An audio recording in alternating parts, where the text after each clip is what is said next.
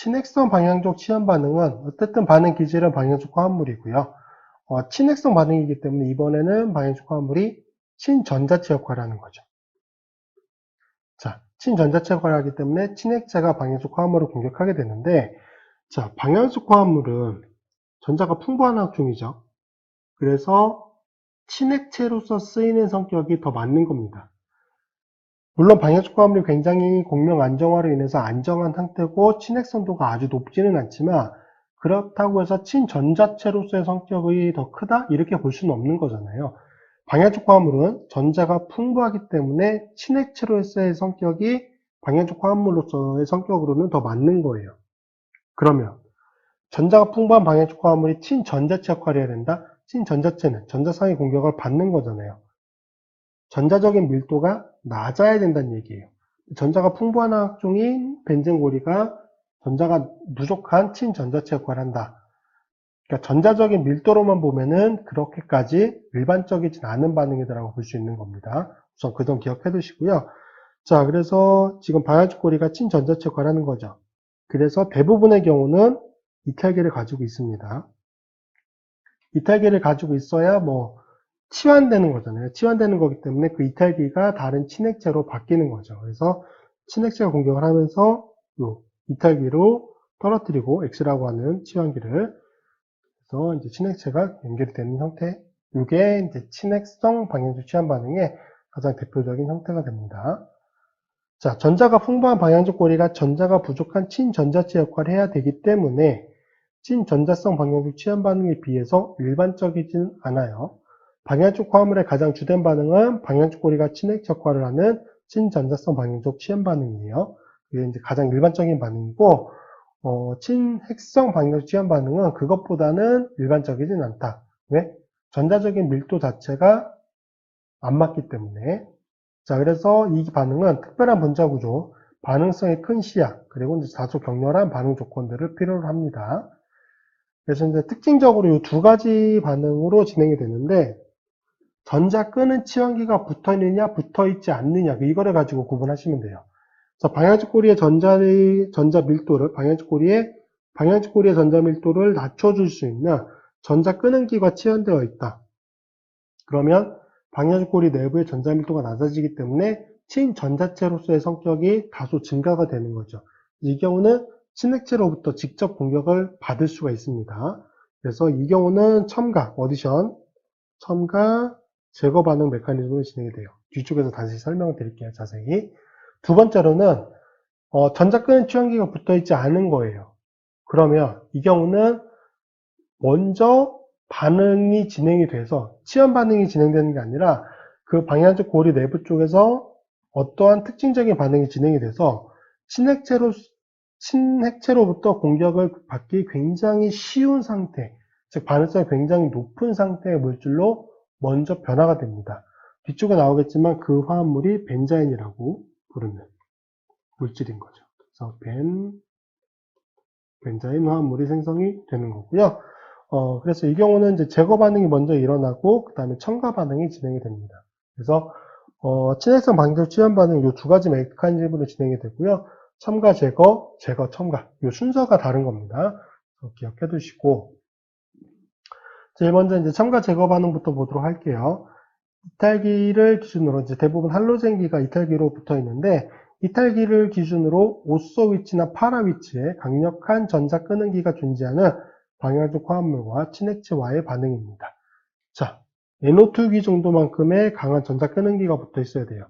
얘는 강력한 EWG죠. 그럼 EWG는 어느 쪽, 이 치환기를 기준으로, 여기 부분을 기준으로 어느 쪽 부분의 전자 밀도를 낮춰주죠? 공명구조 그려보시면 아시겠지만 오소 위치랑 파라 위치 쪽의 전자 밀도를 낮춰줍니다. 이 NO2기로 인해서 전자가 낮아지는 포지션들이 지금 노란색으로 표시하고 있는 포지션이고 특히 이 부분은 할로젠이 붙어있죠. 탄소 원자보다 전기 음성도가 큰 할로젠이 붙어있기 때문에 이 클로라이드로부터 전자가 잡아당겨지는 효과까지 여기는 존재하죠.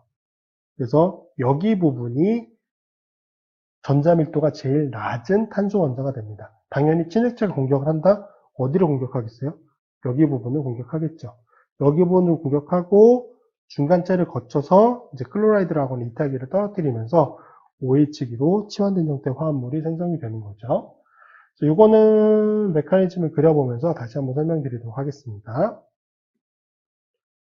지금 이런 상태에서 이쪽 편에 클로라이드가 붙어 있었고 이쪽에 NO2기가 붙어 있었죠. NO2기는 이렇게 표현을 할 수가 있고요.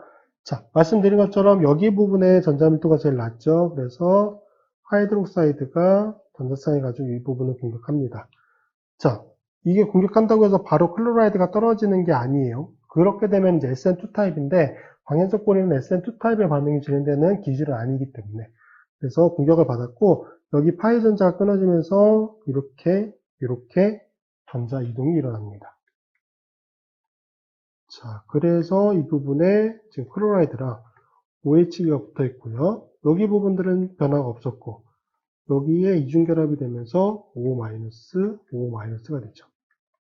이런 중간체가 만들어지고 어쨌든 지금 여기 전체적으로 전하량 계산해 보면 마이너스 1이잖아요. 어쨌든 전자가 풍부한 상태로 바뀌었고 에너지가 높기 때문에 안정화시켜주기 위해서 다시 전자를 이동시키면서 이렇게 이동을 하고요. 이때는 이거를 떨어뜨려 버리는 거죠.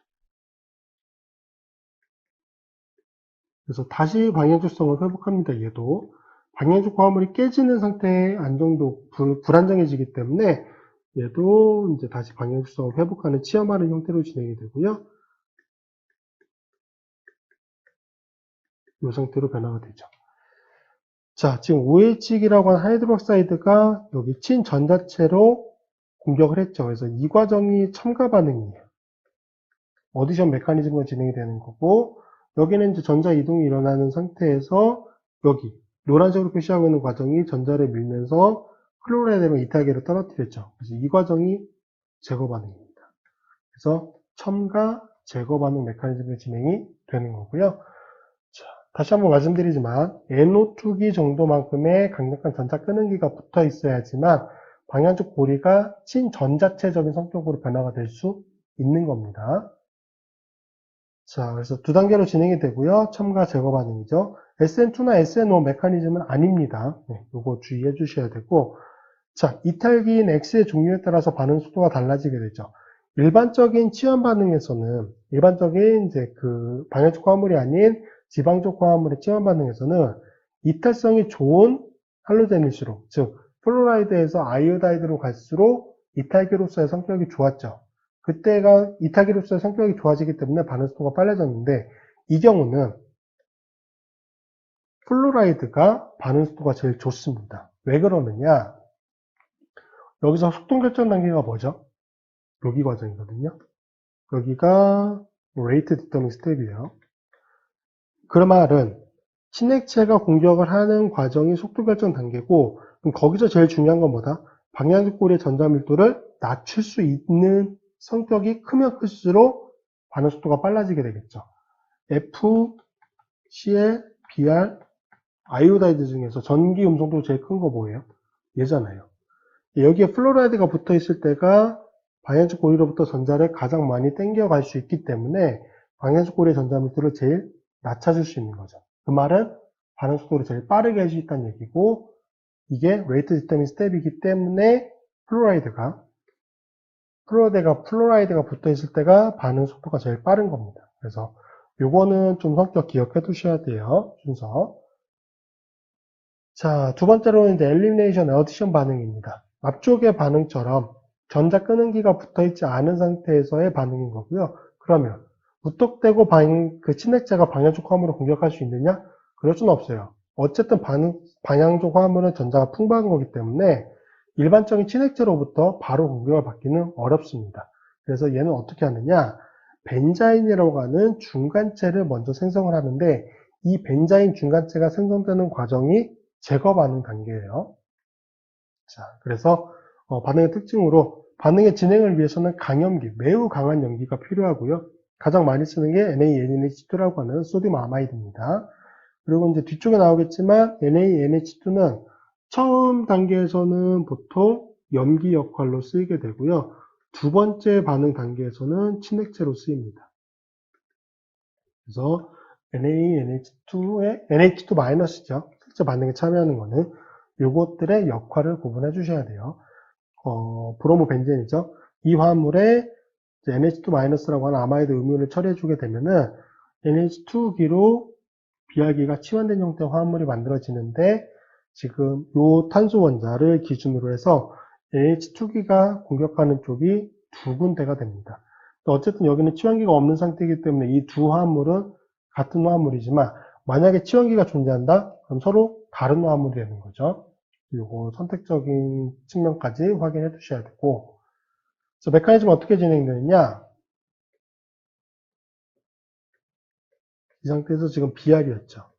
여기에 수소 원자가 있는데 NH2- 또 굉장히 강염기거든요. 그래서 얘가 무슨 역할을 하느냐? 염기 역할로 쓰입니다. 그래서 공격하고요. 이렇게 파이결합을 다시 하나 만들면서 Br이 이탈기를 떨어뜨립니다. 그래서 이 과정에서 생성되는 게 바로 이 물질인데, 이 중간체를 우리가 뭐라고 부른다? 얘를 벤잔이라고 부릅니다. 네, 벤잔이라고 부르고요. 그 다음에는 NH2-가 친액체로 쓰이는 거예요. 그러니까 친액체로 쓰이는 거예요.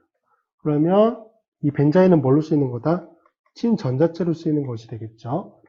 그래서 전자이동이 어떻게 되느냐? 얘가 이축변을 공격하게 되고, 여기에 가장 약한 결합이 끊어지면서 전자쌍을 탄소 원자 쪽으로 넘겨주게 됩니다. 이 상태에서 이쪽 편으로 NH2기가 붙게 되고요. 어차피 여기는 결합 존재고, 여기가 마이너스가 되는 거죠. 그래서 마이닐 탄소 음이온 상태의 중간체가 만들어지고, 이 첫 번째 과정에서 NH2-가 수소 원자를 공격하면서 NH3가 생성됐죠. 그래서 여기가 공격하고 이렇게, 이게 무슨 역할? 산 역할을 하는 겁니다. 자, 그래서 최종적으로 생성되는 형태의 물질이 요거에 NH2가 되고, 여기는 다시 수소 원자가 붙는 상태가 되죠. 근데 앞에서 설명드린 것처럼 두 가지 화합물이 생성될 수 있다고 말씀드렸죠. 여기서 지금 노란색으로 표시하고 있는 쪽도 공격을 할 수 있지만, 이것도 공격할 수 있는 거예요. 이쪽에 다시 그려보면은, 이쪽에서 NH2-가 어디를? 여기를 공격할 수도 있는 거예요. 여기 부분을 공격할 수도 있고, 여기 부분을 공격할 수도 있다는 얘기예요. 그래서 요거는 이제 두 가지 형태의 화합물이 만들어질 수 있다라고 기억해 두시면 되고요. 요게 벤자인이라고 하는 중간체인데, 요거의 특징이 굉장히 중요하죠. 자, 이게 실제적으로 보면 삼중결합처럼 보여지죠. 그래서 우리가 벤자인이라고 부르는데, 얘는 삼중결합은 아닙니다. 삼중결합이 되려면 이쪽에 탄소 원자의 혼성화가 뭐가 돼야 되는 거죠? sp가 돼야 돼요. 그러면 만약에 진짜 sp다 그러면 삼중결합에 이렇게 되고 이렇게 되고, 그러면 여기 탄소와 여기 탄소가 탄소 두 개를 거쳐서 이렇게 생성이 돼야 되는 거예요. 좀 이런 구조가 좀 실제 존재할 수 있을까요? 얘는 없거든요. 그래서 여기 탄소는 sp 탄소는 아닙니다. 그래서 벤자인은 이제 고리 내부의 삼중결합을 포함한 고리형 불포화 화합물이고요. 불안정하고 반응성이 매우 큽니다. 중요한 거 뭐? 탄소 원자의 혼성화는 sp2다 라고 되어 있습니다. 자, 그래서 이 부분이거든요. sp2기 때문에 세 개의 sp2 오비탈과 p 오비탈 하나가 존재하는 거죠. 이 p 오비탈은 어쨌든 계속 뭘 형성하고 있었냐면은 파이 결합을 형성하고 있었던 거예요. 그러면 여기 탄소 원자가 이쪽 편 탄소 결합 하나, 그리고 이쪽 편 탄소 결합 하나죠. 그리고 남은 거 하나가 이쪽 편 바깥쪽으로, 여기가 뭐냐면 sp2 오비탈이에요. 이쪽 편도 뭐냐면 sp2 오비탈이에요. 그래서 바깥쪽으로 빠져있는 sp2 오비탈에 전자 하나씩을 제공을 하면서 이게 결합을 형성하는 거예요. 흡사, 이제 파이 결합과 같은 형태이긴 한데 p 오비탈의 상호작용으로 생성되는 게 아니라 sp2 오비탈 간의 상호작용으로 생성이 되는 겁니다. 이 부분인 거죠. 여기 부분. 약간 붉은빛이 도는 거죠. 바깥쪽으로 전자가 존재한다는 의미가 되는 거죠. 그래서 여기에 혼성화는 굉장히 중요한 내용이고요. 문제로 많이 출제되니까 이건 꼭 알아두셔야 됩니다. 자, 보통 이제 선택성이 없는데 친액체가 보통 벤자인의 양쪽 탄소 모두를 공격할 수 있기 때문에 혼합물이 생성이 되는데 선택성이 있는 경우가 이거 딱 한 경우죠. 벤자인 탄소 원자의 알파 위치에 전자 끄는기가 존재하는 경우는 탄소 음이온 중간체가 더 안정화될 수 있어서 위치 선택성이 증가합니다. 이런 거예요. 이런 벤자인 화합물에 지금 여기 알파 위치인데 알파 원자에 EWG가 붙어 있는 거죠. 그 다음에 NH2- 공격할 때 A 쪽을 공격하게 되면은 전자가 이렇게 이동할 것이고 B 쪽을 공격하게 되면은 이렇게 이동하겠죠. 그럼 A 쪽을 공격하면은 중간체가 위축된 형태, B처럼 공격하게 되면은 이 형태가 되는데 지금 이 탄소 음이온 같은 경우는 어쨌든 전자가 풍부한 화학중이잖아요. 전자 끄는 치환기가 가까이 붙어 있을수록 전자 밀도가 낮아지게 되면서 안정화가 될 수 있겠죠. EWG가 가까이 붙어 있고 이 경우는 멀리 붙어 있죠. 그래서 얘가 더 안정합니다. 그 말은 이쪽 편을 공격하는 거에 대한 선택성이 더 높다. 그렇게 기억해 두시면 되겠죠.